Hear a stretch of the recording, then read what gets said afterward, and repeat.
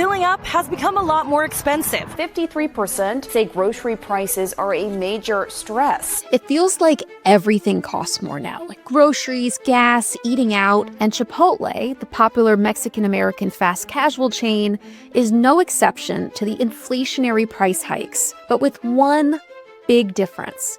They've been raising prices, but instead of driving people away, their lines are staying long. So what's happening with Chipotle that's making it basically immune to the negative effects of raising prices? Unsurprisingly, it's down to some buyer psychology applied, knowingly or not, to its marketing and business model. Join me today as we unpack what's going on with Chipotle and how you can steal their secrets no matter the size of your business. Chipotle is one of the most recognizable fast casual restaurants in the world.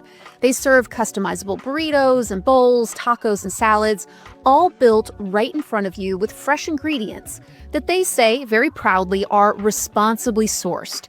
Right now, the company operates more than 3,700 restaurants around the world, and in 2025, their revenue climbed 5.4% to almost $12 billion. And their loyalty program even has around 40 million members.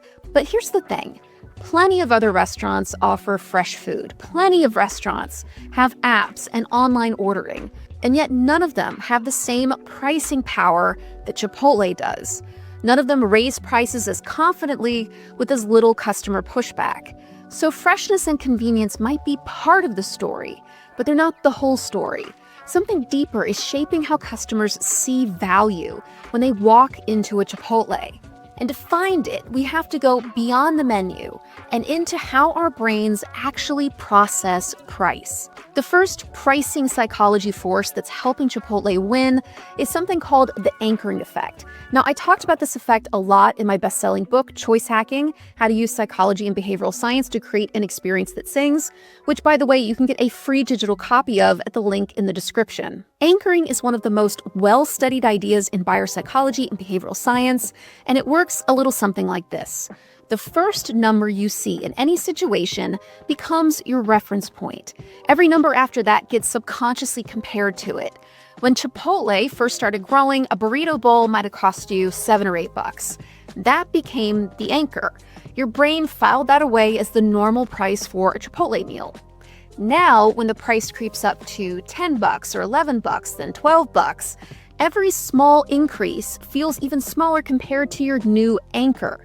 You're not comparing today's price to what the meal actually cost to make. You're comparing it to what you remember paying last time. And because the increases happen gradually, your brain barely registers them. Each one feels like kind of a minor adjustment instead of a major jump. A little bit of pain, a little bit at a time, instead of a big pain all at once. This is exactly how anchoring works. It doesn't matter what something should cost. Chipotle has been resetting that anchor a little bit at a time for years. While a lot of its competitors preferred to put off price increases as long as possible and then rip off the Band-Aid with one big giant jump in price. Not a great strategy if you're considering how anchoring, buyer psychology, and price comparison actually works. But anchoring alone doesn't explain everything, because even if the price feels normal, customers need to feel like they're getting something worth paying for. And this is where the second psychological force kicks in. When you order Chipotle, you don't just point at a menu item and wait for them to bring it out. You stand at the counter and you build your meal one ingredient at a time. You make small decisions at each step that make you feel like this is your special recipe. White rice or brown rice, black beans or pinto beans, extra fajita veggies, double meat, yes to the guac, even though yes, I know it costs extra. This process is not just about food preference. It actually triggers something psychologists call the IKEA effect. When people participate in creating something, they tend to value it more than if it was just handed to them already finished. That same bowl of rice, chicken, and salsa would feel a lot different if somebody just kind of slid it across the counter pre-made. But because you built it, because you made the choices, your brain treats it as something you helped create, and we place a higher value on things that we had a hand in making, like IKEA furniture. This is why Chipotle's customization isn't just a way to get people served faster. It's actually a type of pricing strategy. Every choice that you make at that counter increases how much the meal feels worth to you. By the time you reach the register, you're not just paying for food, you're paying for something you personally designed. And that makes the price feel more justified than it would be like at a McDonald's, where the kitchen just decides what you get. Now here's where the psychology behind all of this gets more interesting, because there is a third psychological force at play, and it might be the most powerful one of all. And by the way, hi, if you're new here, I'm Jen. I break down the latest stories in business and the psychology behind them because I'm a buyer psychology nerd and a business consultant. One of the things I have for you is basically a free guide where I've taken all the lessons I've learned from studying these businesses for decades and put them in a free PDF that you can download at the link in the description. Chipotle has built its entire brand identity around fresh, real ingredients. No artificial flavors, no industrial processing, responsibly raised meat. These claims create what researchers call a halo effect. In this case, a health halo effect. When a brand signals that its food is natural or healthy, customers subconsciously assume that the food is worth more. It should be a little bit more expensive, right? It's healthier.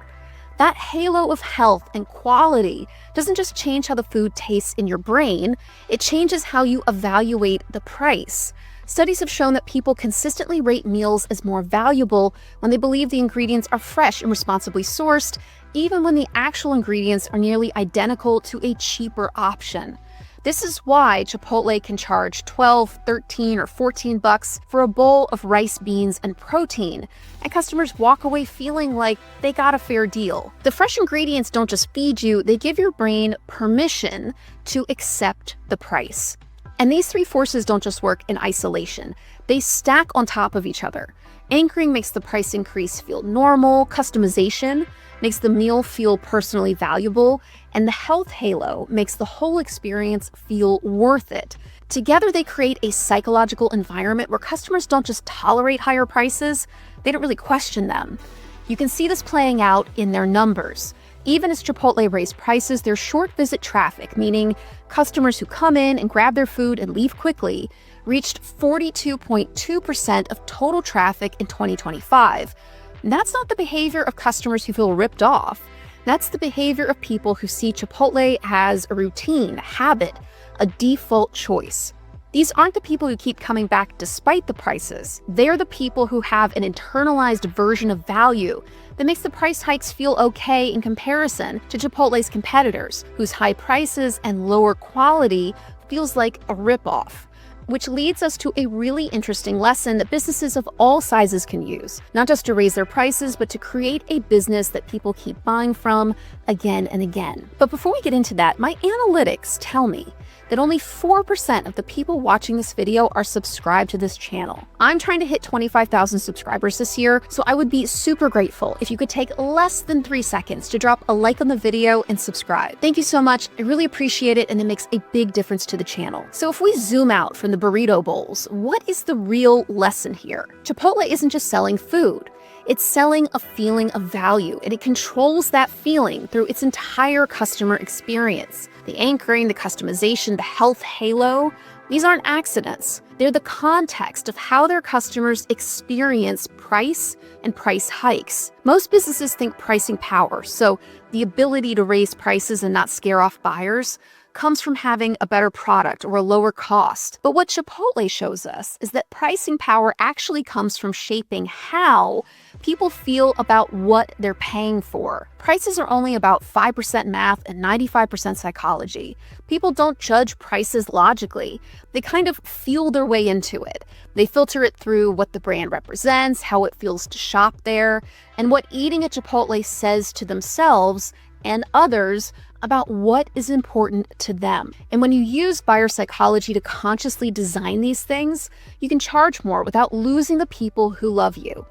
That's not manipulation, that's just understanding how human beings actually make decisions. And that raises a much bigger and more important question that affects brands and businesses of all sizes. How many brands out there could win not by charging less, but by treating their customers better?